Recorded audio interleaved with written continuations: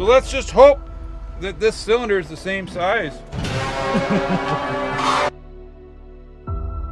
Yeah, this one's been redone a few times. In today's day and age, you should get like a participation trophy. If I was a good welder, I wouldn't be standing here either. What? I'm your second pick? No, you're my first pick. You want to pay me $41 an hour?